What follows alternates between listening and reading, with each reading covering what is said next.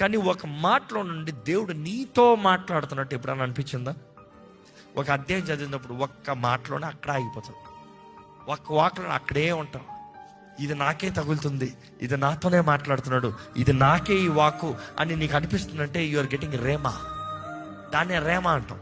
రేమా అనేటప్పుడు it is revolutionary word. ఈ రేమా అనేటప్పుడు ఏంటంటే ఇది పరిశుద్ధాత్ముడు నీకు అనుగ్రహిస్తున్న మాట.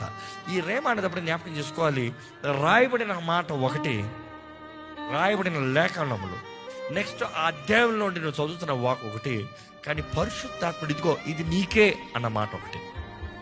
అందుకని అంటాం, మనం దేవుని వాక్యాన్ని మనం జస్ట్ మెమరీ చేస్తాం కాదు, మన హృదయంలో చెక్కబడాలంట. దేవుని వాక్ మన హృదయంలో ఉంటే ఆపద సమయంలో అపవాది ఆ వాకుని నీకు జ్ఞాపకం చేస్తాడంట. ఆ వాకు నీకు జ్ఞాపకం చేసినప్పుడు, ఆ రేమ నీకు కలిగినప్పుడు ఒక ఫ్లాష్, ఒక పరిస్థితుల్లో నీకు ఒక వాక్యం ఫ్లాష్ అవుతాం. బైబిల్ తీసి చదువుతామే కాదు, నీవు విశ్వాసవి, దేవుని వాక్యాన్ని క్రమంగా చదివిన వ్యక్తి అయితే, ఆయన వాకు ఖడ్గం నువ్వు కలిగి ఉన్న వ్యక్తి అయితే, పరిశుద్ధాత్ముడు ఆ సమయంలో నీకు ఆ వాక్ని అలా ఫ్లాష్ చేస్తాడు. That rhema will come. ఆ రేమా వచ్చినప్పుడు ఆ రేమాని ప్రకటిస్తాం.